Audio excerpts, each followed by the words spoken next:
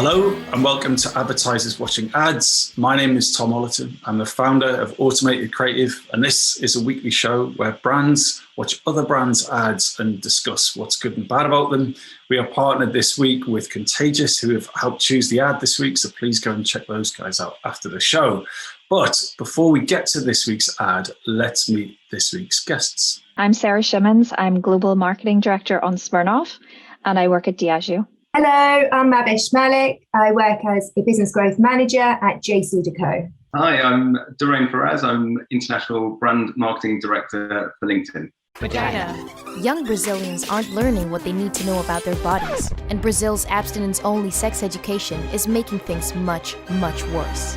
They're not learning that vaginas are complex ecosystems prone to common infections like thrush and bacterial vaginosis, or that sweat, hair, labia big and small are normal, or that they're not supposed to smell like mangoes. And what we don't know can hurt us. Misinformation replaces real information. So when something goes wrong in our pants, we feel ashamed. Too ashamed to get the treatment we need. So Canesten staged an intervention. Welcome to Intensivão da Pepeca. That's Vagina High to non-Portuguese speakers. It's the shame-free school of intimate health on TikTok, and it's giving young people the vital vagina education they're not getting anywhere else. Our teachers are fun, knowledgeable, and relatable TikTok creators who have the real facts and aren't afraid to spread them. Head teacher Claudia Milan, a qualified pelvic physiotherapist, can teach you all about good and bad bacteria in biology, the color spectrum of discharge in art, and how common infections really are in statistics. Oh, and she can demystify the pH scale for you in chemistry class too, while dressed as a giant vulva, naturally. Claudia is joined by qualified psychologist Pekana Lowe and body positive activist Hannah Khalil for myth-busting, shame-beating lessons in everything from sociology to fashion. Of course, Intensivão da Pepeca has its star students too. We enrolled young creators to learn alongside our audience so they could see people like them talking in a shame-free way about their amazing vaginas. And the whole class of 21 were invited to take part in a final exam to test their newfound knowledge. The results? 43 million views and counting, and so far, 210,000 Brazilians have enrolled. That's 17,000 real-life classrooms of young people who now know what's up down there.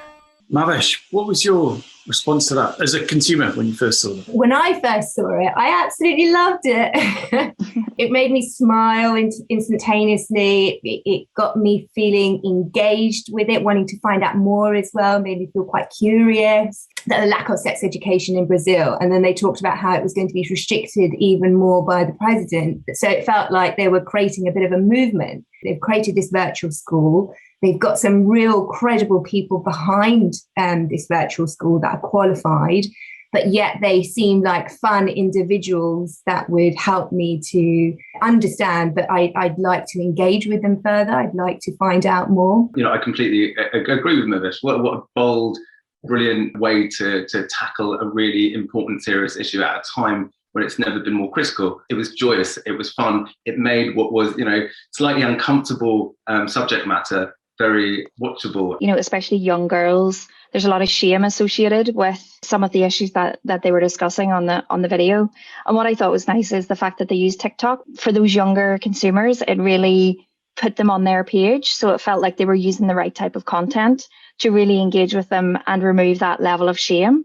Because I think if they'd done it in a more traditional way, I think the barriers would have been higher. But the fact that they focused on TikTok as the main media channel, I thought that was really good. But I did wonder why they didn't also use other channels. So, they did a lot on TikTok, but I couldn't really see what other channels had they used that potentially could have helped to make the campaign even bigger. And I think it has global reach potential as well on this one, because this is a worldwide issue. It's not just an issue in Brazil. A lot of women are not comfortable talking about their own health, sexual health. So I think there's potential there for them to make this more global rather than just focusing on the Brazil market. I did a bit of snooping on LinkedIn to see if there was any, if that had indeed happened, and they've just launched it in Italy.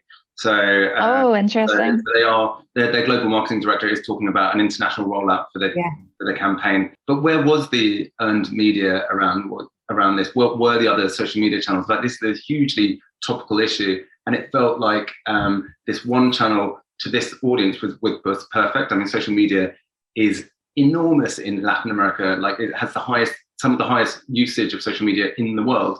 And so, finding a channel like TikTok at the moment, which again has exploded in and of itself, particularly in Latin America, was really smart. But I kind of was wanting to kind of get a better sense of the overall narrative and the overall media mix and the overall kind of like approach to it. But like Sarah said earlier, TikTok is the perfect platform for that particular young audience, especially because it's interactive as well. What I really actually liked as well about the creative, because I said it was really fun and bright. I don't know if you guys actually noticed, but there's a lot of pinks, but there's a lot of reds. There's so much red going on in the background in various different ways. And that's Canesten's brand colours. So red is the main brand colour for Canesten. And I thought that was such a clever way of making sure that they're not using completely distinctive assets, but they're using that colour, the actual brand colour, to make sure that the audience is familiarising themselves with the actual brand itself. I thought that was interesting. One, just to build on that, I think I was kind of disappointed by the level of branding overall. Of course, There's always that balance because, you want it to be authentic, and you want it, especially with purpose-led communications like this, you want it to feel authentic. But for me, there could have been more discussion around Canesten specifically, or I'd love to see what their consumer journey is. Someone watches something on TikTok, what's next? Do they have an option to purchase the product? Because I think that wasn't really clear from the video. I feel like that young audience are going to be first-time sufferers. So they are perhaps not have been through anything like, any vaginal health issues before. I like it that it's a bit more subtle and not so much in your face, as in I'm selling products to you. I feel like I don't know, if I was young like that, I would engage with it a little bit more and I'd be trusting that brand a little bit more, I thought. Well, I don't know. I'm going to have to disagree on that. I had to pause the video on multiple occasions as I was watching it. I was like, where's the branding? I mean, I don't think it would have damaged the authenticity of the campaign. I was a little bit surprised at quite how scant the brand was featured in the entirety of what was shared anyway. One other thing that I did want to sort of just touch on, having just done a TikTok campaign, LinkedIn's first TikTok campaign globally, we launched in the UK. We've just got the first set of results in the other day. Now, I don't have any benchmarks. I mean, of course, TikTok have some benchmarks, but they're kind of basically throwing these eye-watering numbers at us. And I'm like, I don't know what this means. And so I touched base with our Brazilian colleagues, and one of them actually is squarely in this sort of demographic. And I said, did you see this campaign? What do you make of it? I said, I'd love to kind of get your steer on it. I was like, this was aimed at you. And it was one of our PR people in our Brazil office. And she's a heavy TikTok user, and she's squarely in this demographic, and she hadn't seen it at all and all heard about it. And then I spoke to someone else on the PR team, again, similar reaction. I was like, love it, didn't see it. I'm not sure where Canesten is in all of it. And then interesting, they pointed to one, pointed to a Samsung creative in Brazil, and I think it was called Crazy Steps, and that had something like, I think it was 2.7 billion views. Our LinkedIn activation recently had 1.9 billion views. I mean, I don't know what these numbers mean, to be completely honest.